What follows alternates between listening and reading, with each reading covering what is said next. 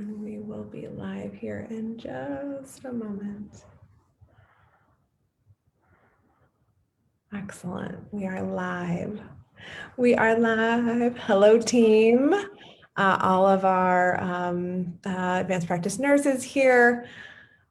Today is exciting. I'm really excited to introduce you to someone who has, for me, over the past year, really helped me and been a resource to me. And I'm appreciative to her. And so she is here. You guys know I've talked a little bit about NNBA here in Side Hustles, because the reality is that when we start to hustle, oftentimes it's helpful to have a community of support around us, which is why we have this group, number one. Number two, why I also invest in organizations like NNBA, the National Nurses in Business Association.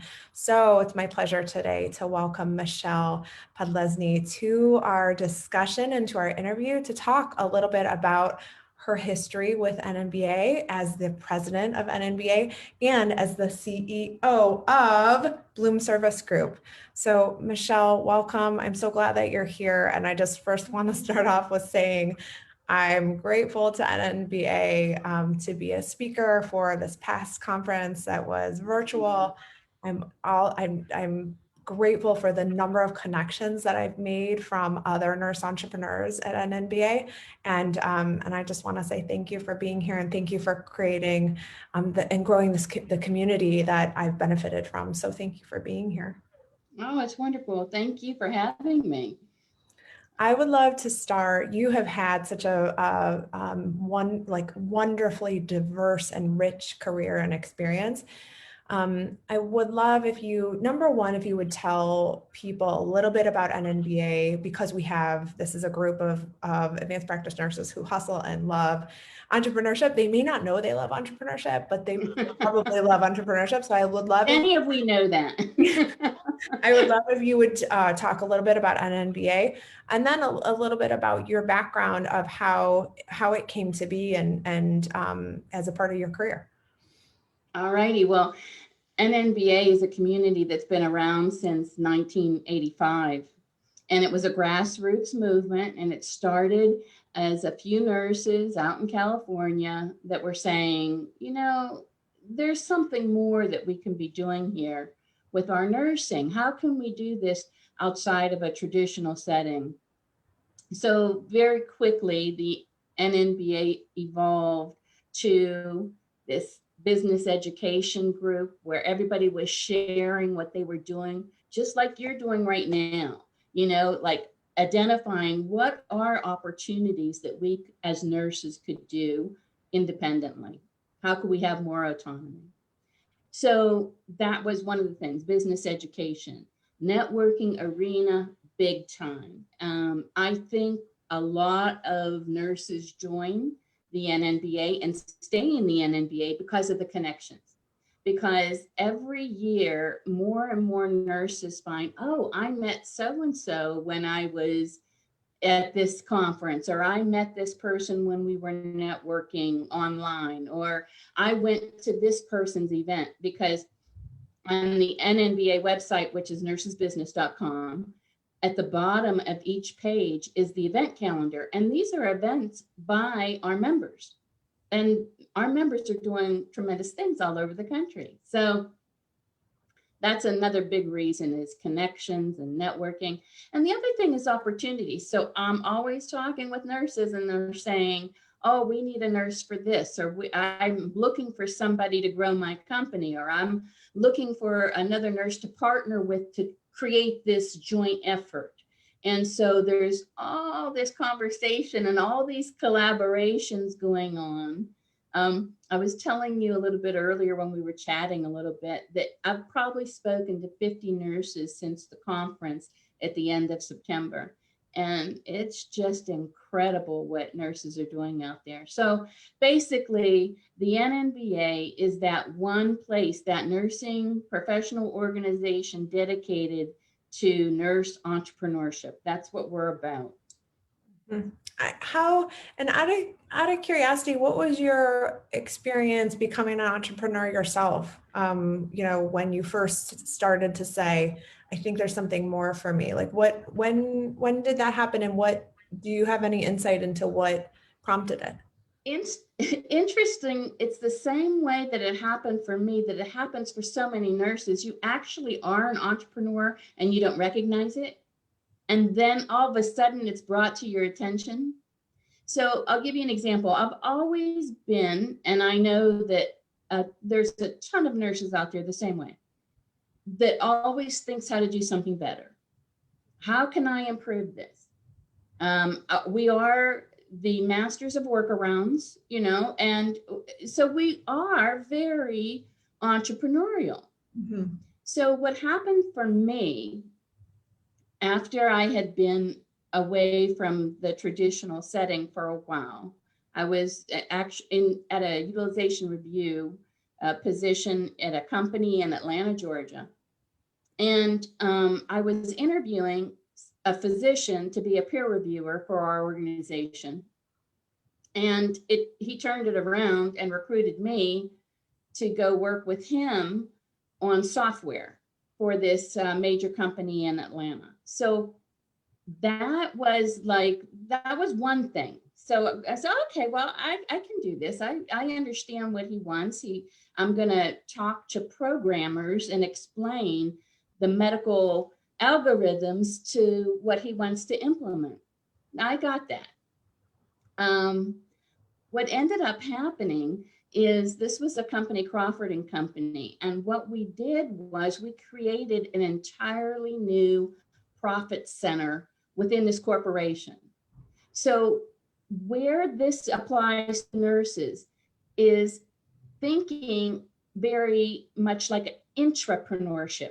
You might be in a setting right now and you come up with an idea or you come up with a program, and you share it with your corporation, the hospital, and they benefit from it. They have you maybe go teach these classes to the community and use the rooms there.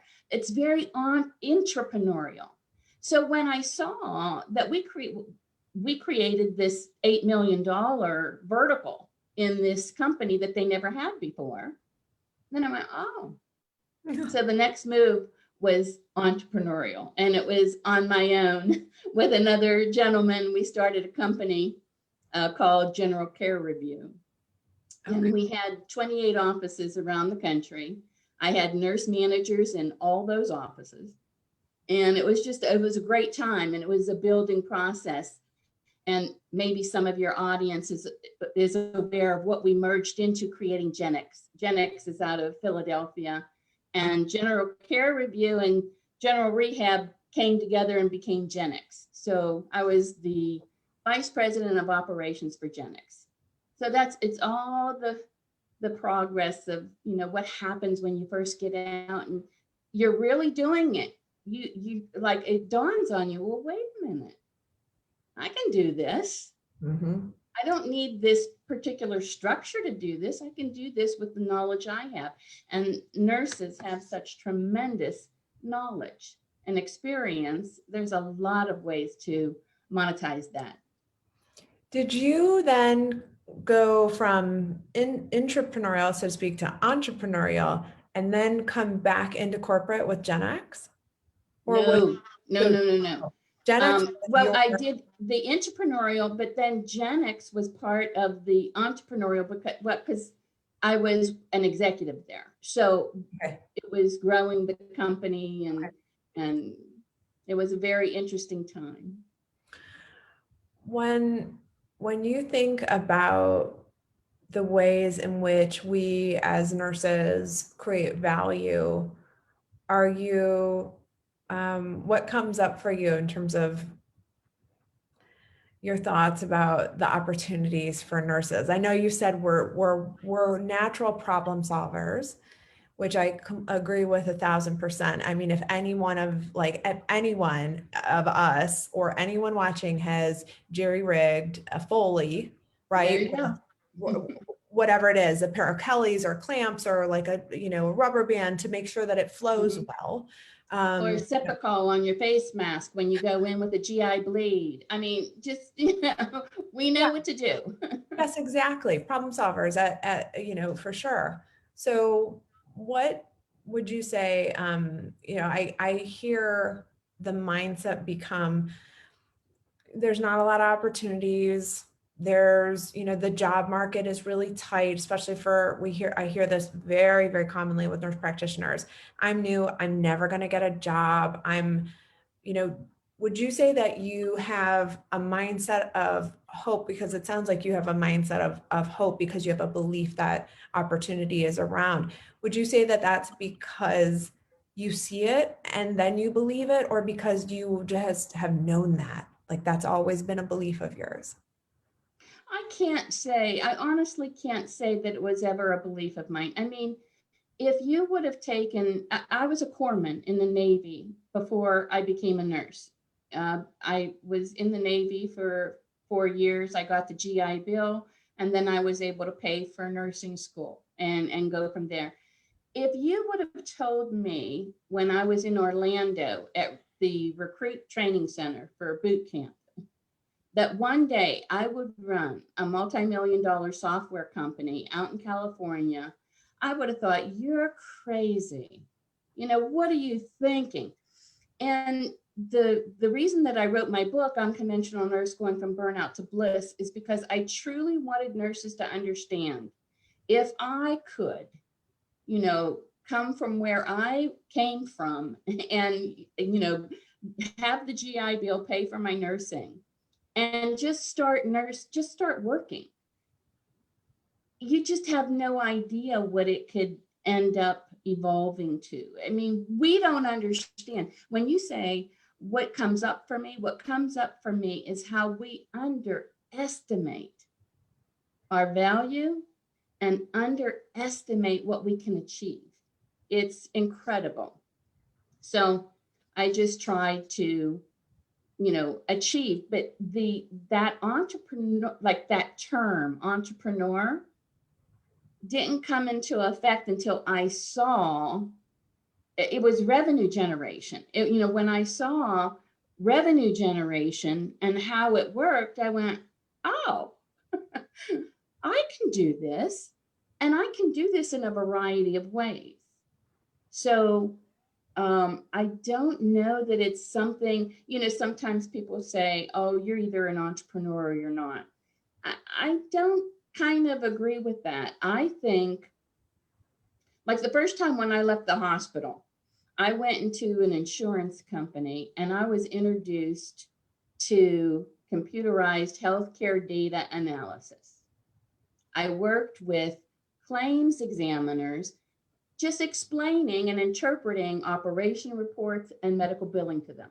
Very simple, right?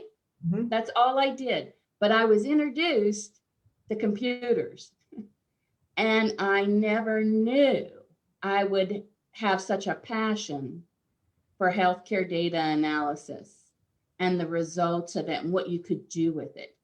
So that's when I talk with nurses, a lot of times it's just try a couple new things. Mhm. Just you just don't know. Your passion may catch you. It's some people get too caught up in my purpose and what should I do in life. Just go out and do a few things, and it will, you know, illuminate for you, and it'll come. And my only thing is that as nurses, we're so capable of so many things. So a lot of times nurses will think, I can do this, I can do this, I can do this, and they struggle with some clarity. So I have some ideas for that. Yeah, I've been there. Yeah. And yes, I agree. I think there's elements of achiever syndrome, and I know it's in this group because these are, we are people who Yes, for hustle, sure. right? People who hustle are designed to, they seek out hustle so that they can achieve. Right. And so achiever syndrome and achiever issues are rampant in this group. The beauty of it is that when we show up as achievers, the reality is that, I get clarity. I can bet on myself, and I will bet on myself every single time because, Absolutely. you know, Absolutely.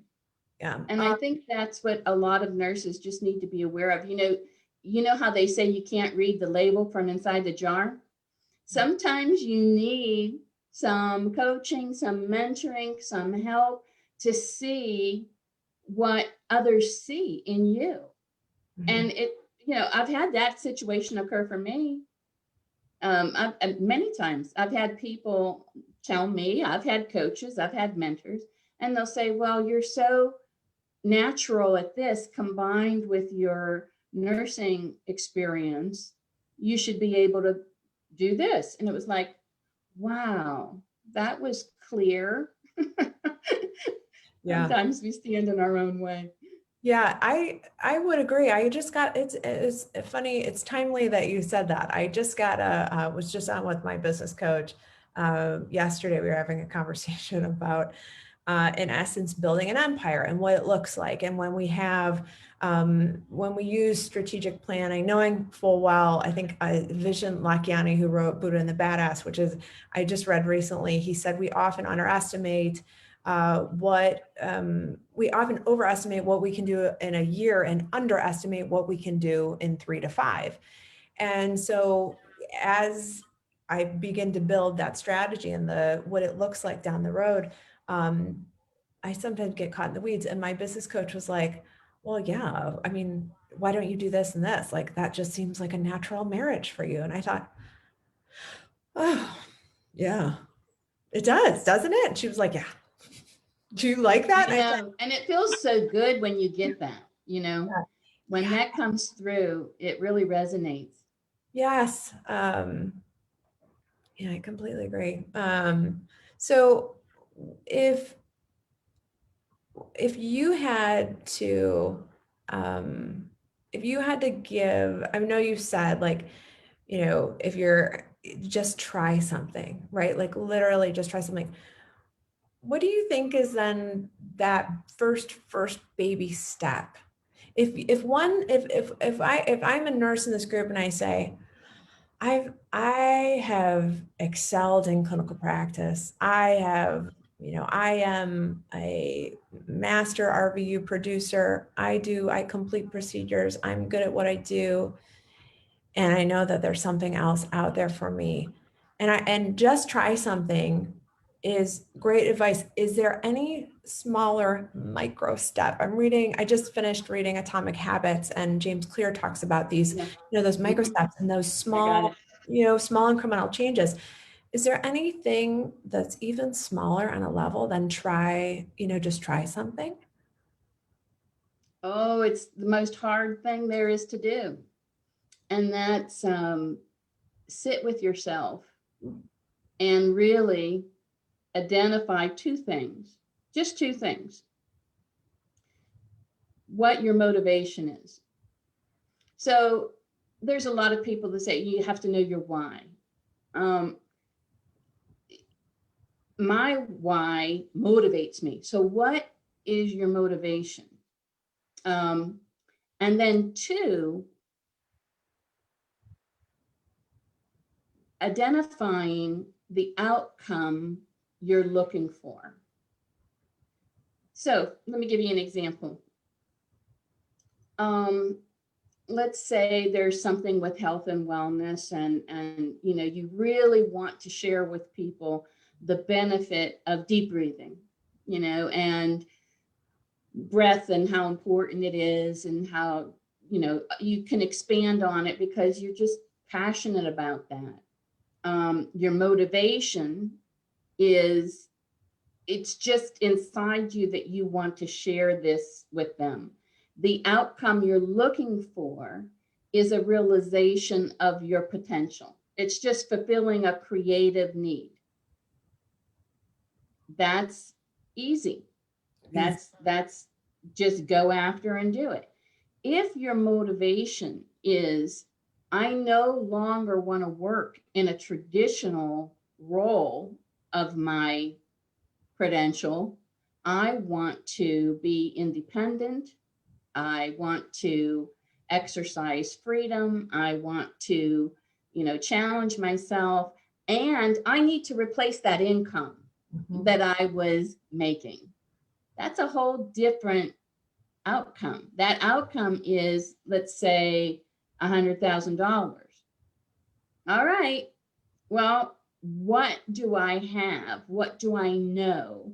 How can I monetize that knowledge to result with $100,000 per year? It's a whole different ballgame.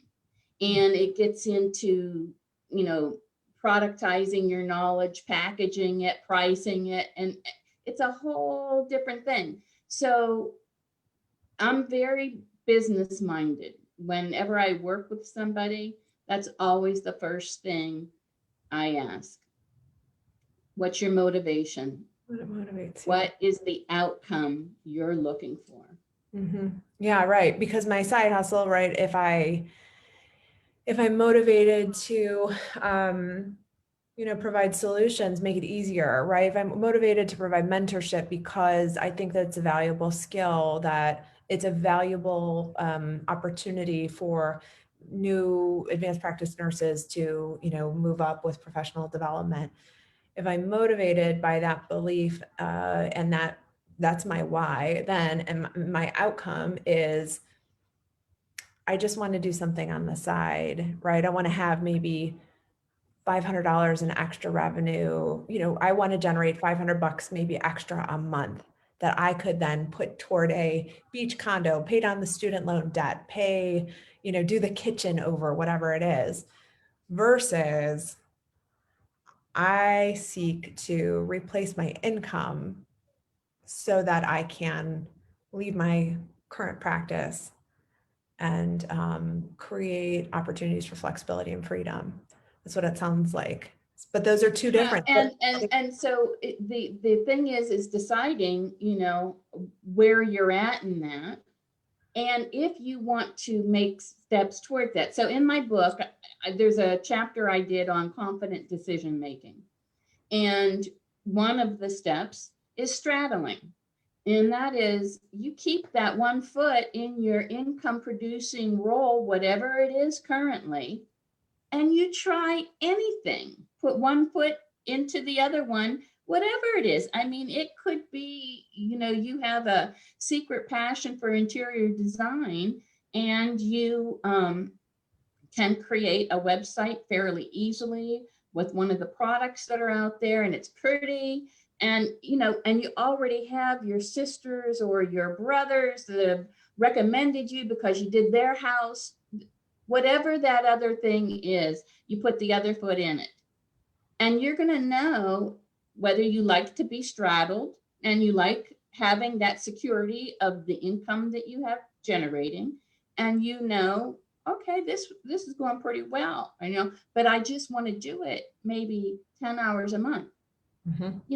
I still do. So I believe in, let's put it this way, I believe in spreading it out. I believe in having multiple sources of revenue. I do not believe in one source of revenue. And one of the easiest things I want to say for nurses to do to monetize is their expertise, and taking that expertise, whether it is develop a curriculum, create a topic, create a speaking topic. If you aren't comfortable going out and speaking on this topic, then give your content to somebody, sell your content to someone who is out there speaking and out there that they need content. I mean, we all need a ton of content right now. Everybody does. So there's all different kinds of ways you can take that other foot out there. When that other foot looks good, you can pull the other foot in, but I never recommend all in, all one, never. Because I've seen too many situations, especially this past year in the hospital setting with nurses, that never thought that they would lose their job. And as a result of being furloughed, there was a reconfiguration of budget, and so many nurses no longer had jobs that they had 13, 14, 15 years.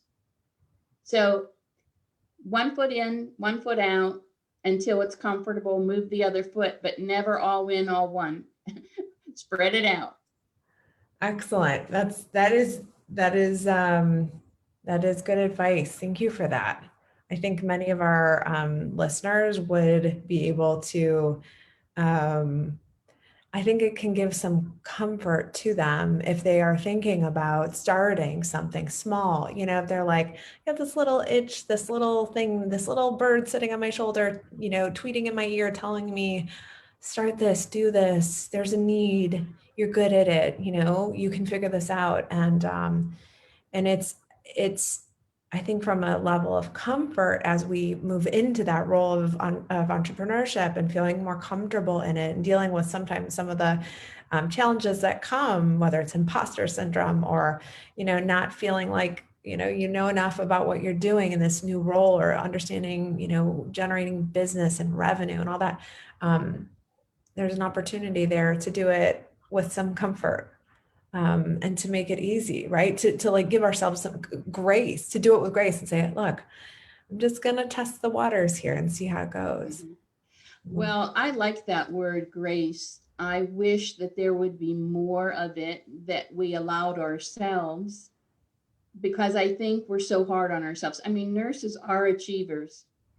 Nurses are check the box, let's go to the next, and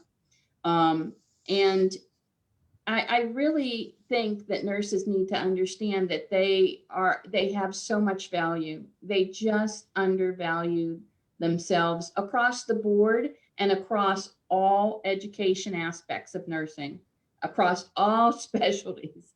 And I don't know exactly why that is, but I do know that it's a barrier for some nurses to say, no, I'm going to go ahead and I'm going to do this, or I'm going to try this. And if I don't succeed, you know what? The majority of people who try don't, but they keep at it until they do.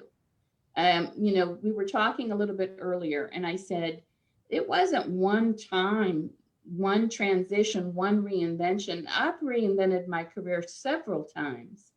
I was one of these people that had a late pregnancy in life, and it was wonderful. And I was a corporate executive flying all over the country. And I said, no, I'm done. That's gone. That's gone. I have this priority now. And so my husband and I started a senior care company. And we had 70 caregivers at one point, but we were our first caregivers when we started it. We ended up with 70, and we ended up selling that company. So it's amazing what you can do, and life stages determines what we want to maybe do next. So that's the beauty of nursing. That's just the beauty of nursing. You can design your work style around your lifestyle because of nursing. Mm-hmm. It's applicable across the board. Yeah, there's freedom there that we don't, that gets sometimes a bad rap, right? Whether it's shift work, you are, doing nights, or it's, 312s or something. I mean, there's opportunity there to, based on the stage of your life, determine, kind of pick and choose, how you motivation, yeah. Again, that motivation. What is your why, and is it strong enough to figure out the how? Yeah. Yeah, that's a good one. What is your why, and is it strong enough to figure out the how? I like that.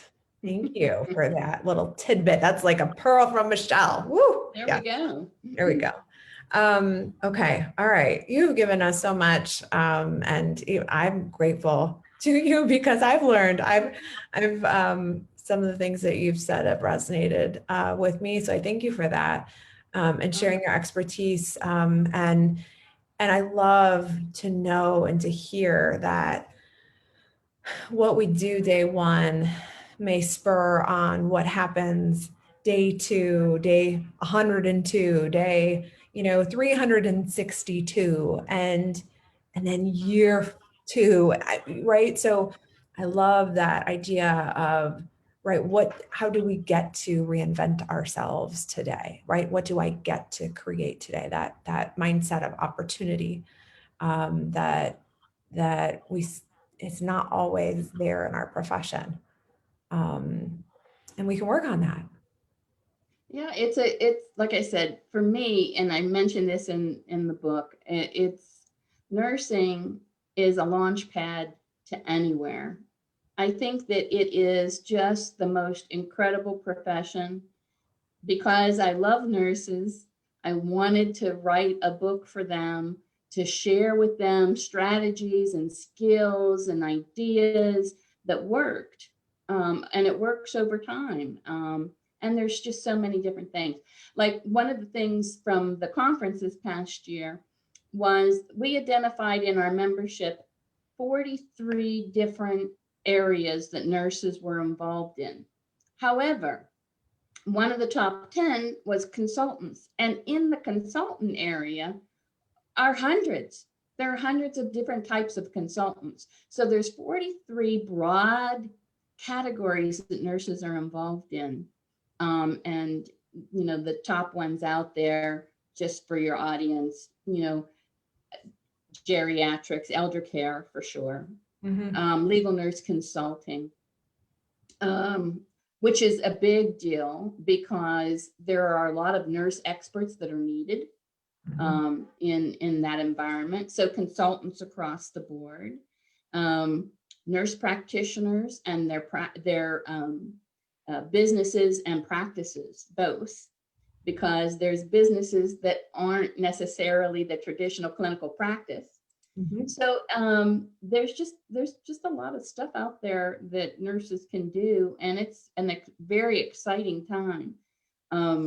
Telehealth exploding, and all the aspects of telehealth, not just the actual provision of it, but the health literacy of Americans right now, because it's vast and it's very different. And there's a lot of healthcare advocacy that could be done on behalf of Americans to understand now this new technology that we're all being a part of. So it's a very exciting time. That's for sure. All sorts of interesting moments these days, for sure. All right. Well, Michelle, thank you so much. This has been inspiring and it's been reassuring. So I thank you for that. I think you've given me so many pearls and nuggets to kind of chew on and to consider. And so I thank you for that. So if the members in this group are interested in NNBA, what will they do? And I'm happy to post a link to NNBA in the comments below. But what would they? As I said, one of the things is membership gives you access to the Nurses Business Training Center. And in that are 3 modules with all these lessons about from A to Z, how actually business works, how to start a business and how to grow a business. So nursesbusiness.com, go out there, take a look at member benefits. It's very helpful to nurses that are interested in starting a business. It's very helpful for nurses that are interested in a community of like-minded nurses that are interested in business aspects. If nurses are interested in working with me, I do one-on-one coaching, and that's at unconventionalnurse.com. So it just depends on whatever they need. Nurses that join the NNBA also get a 30-minute strategy session or discovery session with me. So it's up to the nurses in your group to decide what they're looking for and if any of that serves them. Okay, excellent. I'll put the link in the bottom for NNBA and unconventionalnurse.com, correct, for you? Right. Okay, perfect. That's great. Guys, like, this is an opportunity, right? If you're like, oh, I was thinking today about that thing I've been wanting to do for some time, and now, yes, all of a sudden, here's this interview with Michelle, and she's given you and me some pearls to consider. It might be time, and it's okay. Welcome. We're ready to welcome you with open arms. So All right, Michelle, thank you so much. I encourage all of the people in this group to check out NNBA for sure. Great resource. I'm a member and will continue to do so. So Michelle, thank you. And the link will Thank you, ma'am. be, yeah, so nice to have you and take care. You too. Thank you so much.